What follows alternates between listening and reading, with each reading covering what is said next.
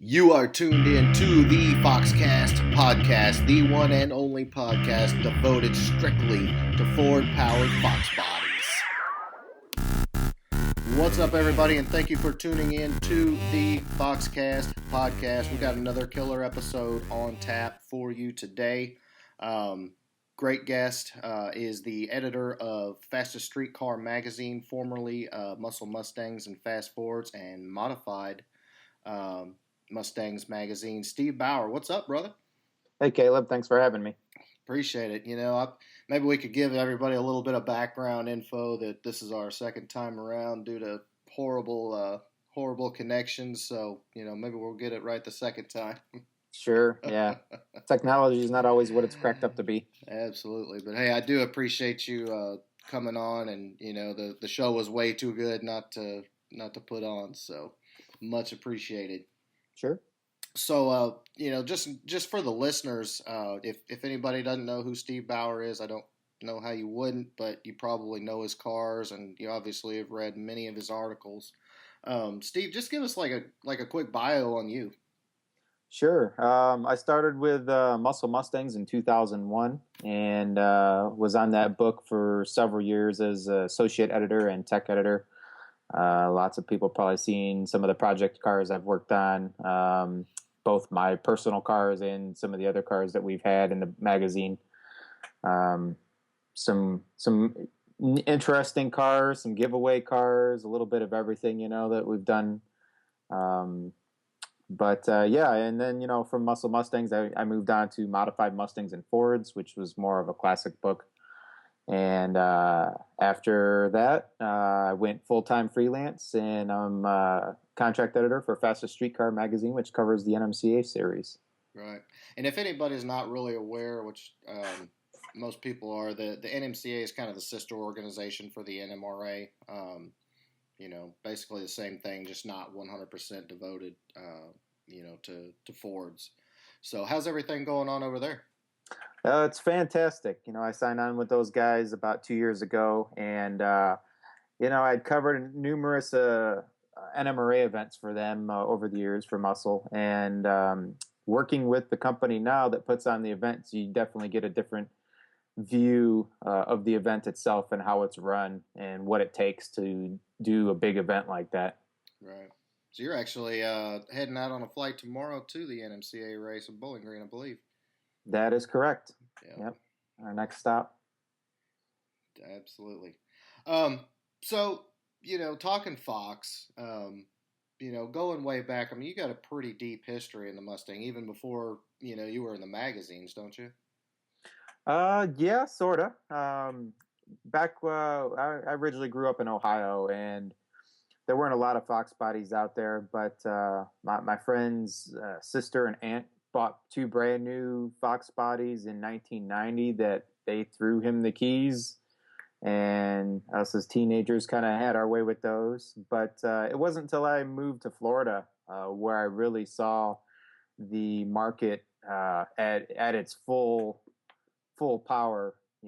Street race cars with nitrous and superchargers and slicks on the street, and definitely was a 5-liter friendly state down in Florida here. A lot going down back then. Mm-hmm. That was the heyday, and it's like, so at that time when you moved down to Florida, did you have a Fox body at that time or not yet? I bought my first one in 1994, I believe. It was a 91 LX, bone stock, 60,000 miles on it. Took a lot of heat from my dad. He's a diehard GM guy and repeatedly told me it wasn't a muscle car. But I didn't care. I got my 2-chamber Flowmasters on it, my underdrive pulleys, and my 373s, and I was ready to rock. So now we'll fast forward a little bit. How did the whole Muscle Mustangs come about? Well, quick story. My brother and I were sitting around one Saturday morning watching, I think it was Car and Driver TV at the time, with when C. Van Toon was editor. And they were at Las Vegas Motor Speedway testing a dozen cars, and he he introed the thing, said, we've got $2 billion in cars, all the free gasoline we can burn. What would you do? And my brother looked at me and said, that's what you need to do. So I switched to journalism, switched my major in college to journalism, and just so happened one of Muscle Mustang's sister magazines, GM High Tech, the editor had posted in his column that they were looking for somebody. So I had a history in GM cars too, and decided to throw my hat in the ring, if nothing else, just to get an interview under my belt and see what it was like. So flew up to Jersey, where the office was based at. Had my interview. They ended up hiring someone else for GM High Tech, but about a month later, I got the call from Jim Campusano, the then editor of Muscle Mustangs, that he wanted to offer me a job. So, heck of an opportunity. So did you fall out of your chair, or how'd that all go down? No, I was surprised when I did get the call. They told me I was on the short list of applicants, and they had an opportunity, and I had to make the decision whether or not to finish college or to jump into the market. And I figured the job experience was every bit as good. I only had a year left of college, and I made an attempt to finish that up at Rutgers in New Jersey, but didn't quite pan out. The accreditation didn't quite pass over from University of South Florida. So it was interesting. It was a job opportunity like I'd never had before. I'd worked a lot of manual labor jobs and stuff like that, and it was definitely going to be a change. I didn't quite know what to expect. I didn't know anyone in the industry or anything like that. So I was just an avid fan of the magazine, and it sounded cool for a 25-year-old guy. Yeah, definitely. So you basically uprooted and went from the southern tip to almost the northern tip of the country, and here you are, riding for Muscle Mustangs. What was that like? Well, when I got to the office, it was my first office job, first desk job, and like I told you in our previous interview, I had to start all over on a Macintosh computer. That's all they use there. But it was a lot of writing in the office. I think I got, at the time, I maybe stepped out of the office maybe once or twice a month to go to an event or to do a tech article. At the time, I did a lot of running around with press cars. We had a lot of press cars at the time. So, I'd drive the press car from Jersey over to the Ohio PA border, meet with the Ford representative, swap out cars, drive back. That was kind of interesting, something I'd never done before. Definitely. Well, I think that was the first car I dropped off was the 01 Zinc Yellow Cobra, and that was like the first brand new car I think I'd ever driven. So, relatively speaking, but so it wasn't all, hang out at the shop, take pictures and everything. It was a lot of desk work, but the creativity was definitely on tap. So right. Just kind of cranked out the material. And then once I started going to events and stuff, that's a different aspect of the job, covering events and what you have to do. Back then in 2001, when we started, we were still shooting print film. You'd pack 10, 15 rolls of Fuji Chrome with you. And as the other aspect to the job, I had never shot a 35 millimeter camera before. Oh, wow. I had like a Kodak disc camera or something like that. So they said, yeah, you need to pick up your own equipment and all that. And so I went to the local camera store, picked out some Pentax stuff, a couple of lenses, and the older guys there, or seasoned guys, I should say, they kind of gave me some quick tips. As once we had the film developed, bring it back, look at it on the light table, and they'd say, okay, see this shot, you do this, do that next time, check for this, and those little tips there made a huge difference in my photography. It was just something I hadn't thought about at the time. Sure. Yeah. From a creative standpoint. But that was you go to a lot of events, you get a lot of practice, you burn a Yeah, lot of expensive film up. These days it's a little different with the digital stuff.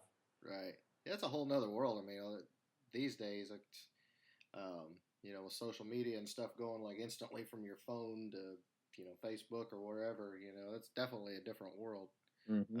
It doesn't seem like doesn't seem like that long ago, but when you think about how technology's evolved, whether it's cameras or cars, it's a huge difference.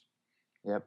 But I've got this question. I'm sure everybody, as soon as you were talking about the press cars meeting your Ford rep, Hmm. um, the first question that pops into my mind is: so you're handed the keys to a brand new Ford Mustang, whatever it might be, and you don't have to replace anything, including tires, clutches, anything like that. What kind of instruction did these Ford reps say? Did they like tell you specifically don't tear this thing up, or how did that conversation go? Well, they didn't really give me any instruction. The whole press fleet thing has been kind of an ongoing thing for a long time. So I think they just assumed that if I was sent to pick up the car, that I was responsible enough to handle that. Sure. Um, Looking back at our press car testing, there was definitely some transmission issues, some axle issues dealt with. Surprisingly, the clutches always seem to last pretty good, except for the Ford GT clutch, but that was kind of a prototype thing. Sure. We can cover that story later. That's a good little inside story. But yeah, it's I think they expect you not to bend the car up, keep it shiny side up. Um, but we were all pretty responsible. If you want to keep the press cars coming, you kind of gotta take care of them as best you can. Right. So you probably don't want to call Detroit and say, "Hey, I need you to send a trailer to come get this zinc yellow Right. Cobra." Right, and the same goes for press junkets where they fly you out to somewhere to do a test drive or whatever. There's a guy from a popular website I think last year who wrecked a new Camaro or something like on the first lap on a road course or something. Oh man. And yeah, you kind of got to have a little bit of sense about you. So it's not just like free for all, have a ball. No, no. All right, so the days at Muscle Mustangs, obviously, you know, anybody that's probably listening to this show probably has read the magazine. Um, I think that's a pretty safe bet. Hmm. There was two project cars in particular. Well, I mean, there was a ton that you guys worked on at that time, but there was two in particular that kind of stood out to me and were quite you know very much related to you. And the first one was the Procharged Pony, which is the two-tone 90 GT. And one story that I did not know about that car was you actually kind of pilfered that car from your wife and said, "Here, let's make this a project car." Yeah, I never officially assumed ownership, but it was definitely her car. She had bought it before I got the job or anything like that, and had it for a few years. And when we moved up to New Jersey, we took it with us, and it served daily driver status for a long time, commuting down here in Florida, down up there in New Jersey, and probably within the first month or two I'd started the job, the boss called me in the office, said we need to do something with Procharger. Do you want to put a blower on Erica's car? And I said, sure, why not? And from there on, it's the things kind of proceeded as they needed to. You throw 10 pounds of boost at a 120,000 mile car. The head gaskets are next. Yeah, So definitely. let's take the opportunity to upgrade the cylinder heads. You upgrade the cylinder heads, you start making some big power. Maybe we need to think about upgrading the short block now. And eventually it led to a transmission upgrade, some suspension stuff, and turned out to be, quite a handful. I learned a lot building that car and understanding what comes with all of those modifications. It's not just get in it and drive it like, it is a stock car. I think a lot of that's changed with the newer cars, with the better factory computers and stuff. But when you're working with the E4 setup, they can be temperamental a little bit. Yeah. Well, and that car was, you guys kind of started that back in 2003, and even the tuning software back then was not very impressive. So, um, you know, talk a little bit about that, because I think that some people may say, okay, well, I'm just going to bolt this on, or I'm going to bolt that on, and all of a sudden my car is going to go faster. And it's not like a one and done. It's a process to make a car go fast, to run the mid to low 11s that car ran. Yeah, definitely. And I think in Muscle Mustangs, we did a ton of track testing with pretty much everything that we got our hands on. And I think we implored that you really need to maximize the combination you have. Uh, sure, you can go out and buy supercharger, nitrous kit, and go a little bit faster. But if you haven't maximized what you already have, you're leaving more power on the table. And depending on what your driving skills are, uh, the same person without the blower might go just as fast as the other person with the blower. So you always want to maximize what you have, get the most out of it, learn your car. There's a lot to be said for finding the sweet spot on the clutch or the launch RPM. How the converter stalls if you have an automatic. Have you changed the gear ratio to take best advantage of whatever your engine combination might be? It all comes with experience. Right. And that's what I think, a lot of people do miss the boat on, is, they just, want to throw cubic dollars, or, the shiny, parts that they can show off at the local cruising, as opposed to really, digging in and doing some of the less sexy stuff, like the suspension, and, you know, um, all the little things that, you don't open your hood and draw a crowd, but they actually make the car work. Um, A lot of people like to chase the horsepower number too. right. They say, "Oh, so and so's got this much, and I want it a little bit more than that." Well, you don't always realize what comes with that amount of horsepower. Uh, Perfect example: when I sold my '93 Cobra at Project Stolen Goods, the new owner wanted to put a blower on it, and I said, "Well, your block is fine. You're a little high in the compression. If you keep the boost low, you'll be all right. But the bigger issue I'm going to let you in on is you need a bigger fuel system. This means all new lines, front to back. Aeromotive's got a lot better options now as far as the gas tank and fuel pump and stuff now. But at the time, they didn't have the hidden systems like they do now. Right. I said it was going to be very invasive. Right now you can get in the car and drive it wherever you want. Sure, you're not making 500 at the wheels, but it's a lot of fun. It's trouble free. Right. All things you need to consider going forward. And I think, in addition to the cost of the blower and the fuel system and the tuning that went along with all of that, I think the drivability aspect and usability was something that he considered and decided not to do it. Right. Yeah, I mean, you definitely, just like bolting a set of skinnies on your car. I mean, you have to be ready for to accept some good with the bad, and when you have stratospheric power levels, and you're trying to put down certain numbers. I mean, some things are going to suffer. You're not just going to crank up the AC and sit in traffic with your T-trim Vortec under the hood and not run into some issues.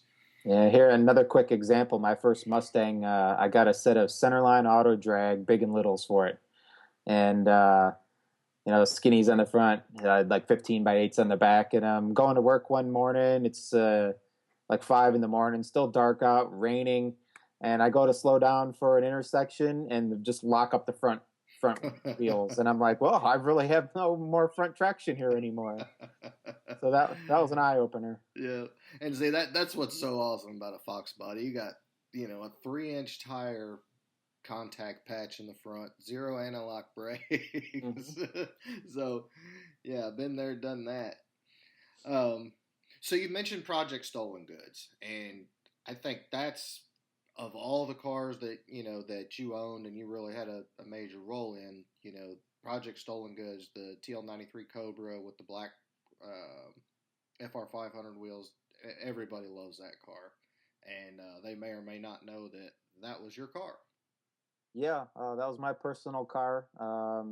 I bought it from a friend of mine who had bought it from the original owner with like 700 miles on it, and he uh, he ended up breaking a valve spring in it because he used to do nothing but beat on it and take it for joyrides, and pulled the valve covers off, found all the parts, and before long he had some delusions of grandeur that it was going to get a 408 Windsor with a T-trim Vortec and a Griggs suspension, and he started peeling the parts off of it and pawning them off, and then the car sat on a wooden dolly in a bubble in his parents' garage for years. And he got sidetracked with other things and eventually decided to sell it. And I was second on the list, believe it or not. The first person passed on it. And I couldn't say yes fast enough, couldn't fork over the money fast enough. So that car, when he when you got it had what, 700 miles or so on it? No, it was closer to 13. Okay. 1,300. Okay. So basically, he had a brand new showroom floor, excuse me, 93 Cobra with no miles on it, and he's just dogging the crap out of it, busts the valve spring, and then it sits as a bubble, and you get the shot to buy it, and then you guys take this to Muscle Mustangs and just go crazy with it, bring it back to life. Yeah, they pretty much gave me free will to do what I wanted with it. To work with whatever advertisers I wanted to. Kind of made up my dream list about what I wanted to do with it. Going back to the Procharged Pony, I knew I didn't want a power adder. I just wanted to get in and drive the car. 300, I think it made 370 at the wheels with the 347 that it had. It was a very mild 347. I didn't want it to surge or buck like some of them do. Still struggling with that E4 computer. It can only do so much as far as drivability is concerned. But, got to make some big torque, some really good fun street power with it. Got to pick an awesome Maximum Motorsport suspension for it, some awesome Baur brakes for it. And I think I even picked out those black wheels before they were even popular. Yeah. I think I've seen one or two teal Cobras pop up after that with the black FR500s on there. And at the time, when we were building it, the custom wheels weren't all that popular yet. I think CCW was the only game in town, and I wasn't forking over $3,000 for a set of wheels. Right. So the black FR500s kept with the Ford family and looked the part on the car. But I think it turned out really great. It was fun to drive on the street. You can get in it and drive it anywhere, take the family out, go to the drag strip on a Thursday night.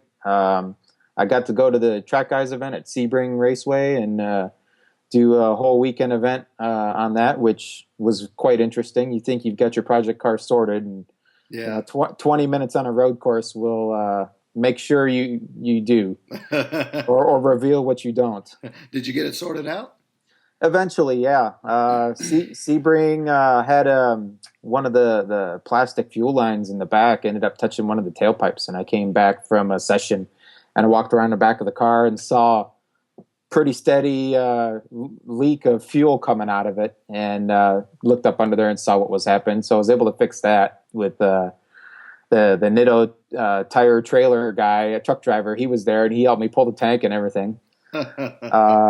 Then I had a relay fail on me, and it was supplying the Missouri electric water pump and the electric fans. So about a lap into my session, it started overheating, and just pulled that off.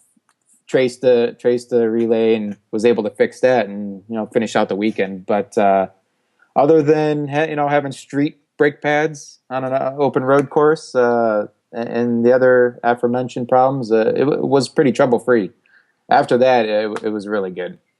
Yeah, there's no better way to find the weak spots or the bugs in your car than getting it out on a road course or a drag strip and letting it hang out.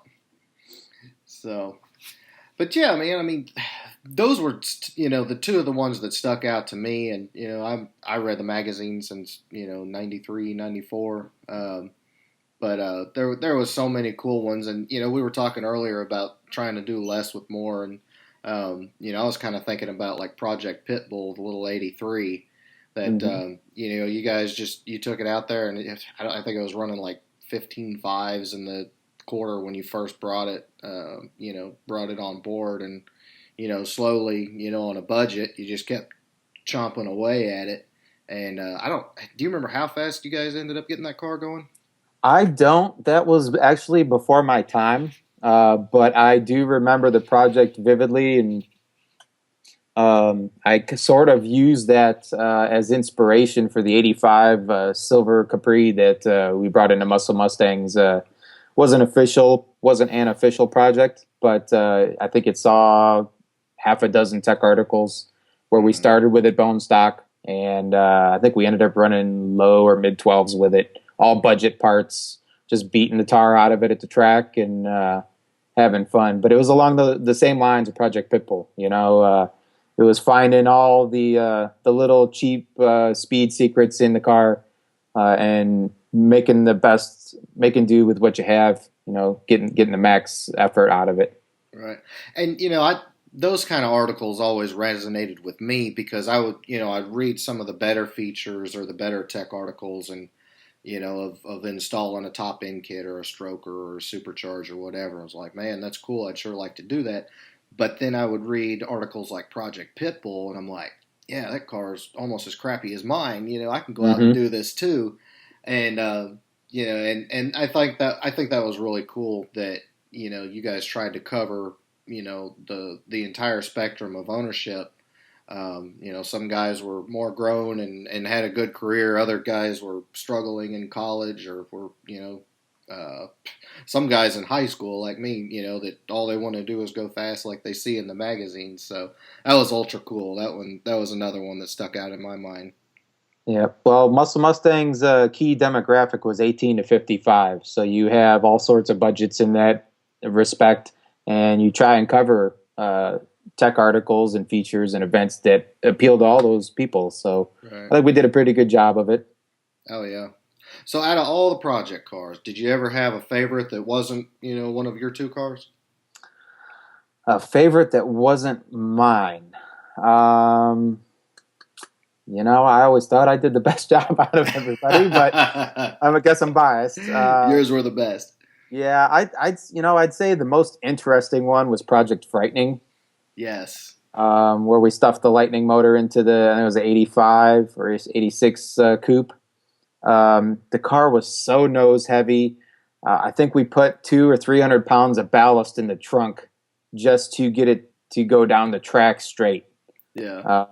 Even with full suspension on it and everything, there was just so much iron up front. I think the front end, it was almost like a pro front wheel drive import at that point. There was so much weight on the front end. I distinctly remember lots of weights, maybe a floor jack or two in the trunk. And eventually we got it to go straight. And I think it went 10 something maybe towards the end. Yeah. So definitely neat.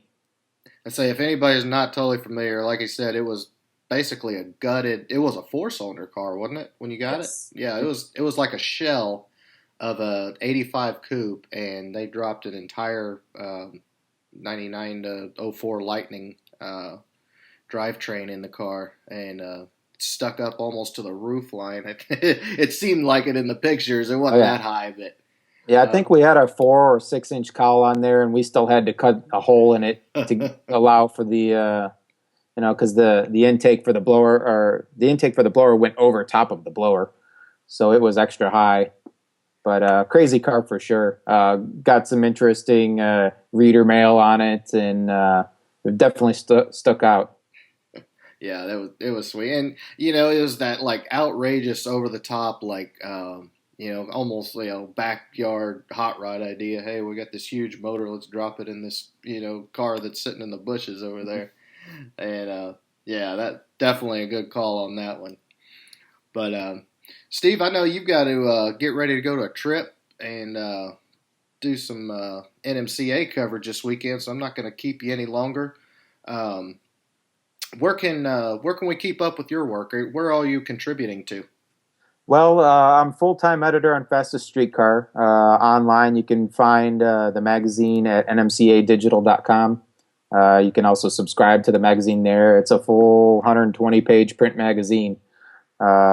We cover the NMCA events. We also do tech and feature articles as well. So a lot of what the readers or listeners, as it would be to the podcast, might be used to seeing in other car magazines.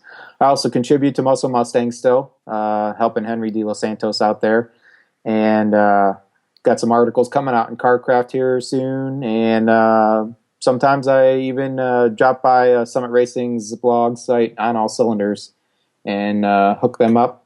And our sister magazine from Fastest Streetcar, Race Pages, covers the NMRA. I contribute to that every now and then, help my coworker Mike Galimi out, who's also a former Muscle Mustangs alumni. The alumni. So, yep. But yeah, and so Mustang 360 basically is where a lot of the Muscle Mustangs and Fast Forward articles are at, or. Yeah, they combined the company that owns them combined all of their Mustang titles into one website. And so you'll find, old 5.0 stuff there, Mustang Monthly, Mustang and Fords, and of course Muscle Mustangs. And recently they started uploading a lot of the older stories, pre-internet stories. So you can get on Mustang 360 and find some of the old like Project Pitbull articles on that there. Awesome. Well, I think I speak for a lot of people when I say put a bug in their ear and say put up all the old crap. Start back at 93 and go forward, because we would love to read that stuff. But Steve, I definitely wanted to thank you again for coming on the show and giving everybody an opportunity to hear about your days at Muscle Mustangs and talk about your history with the Foxes and everything else. So big thanks to you again for coming on. Well, thank you for having me. I appreciate it. All right. Be safe at the NMCA race, and we'll catch you next time. Sounds good. Take care. Thanks again for listening to the Foxcast podcast. We are everywhere. Stop by and check us out. Facebook, Instagram, Twitter, YouTube, and our website, thefoxcast.com. And we will talk to you next time on the Foxcast podcast.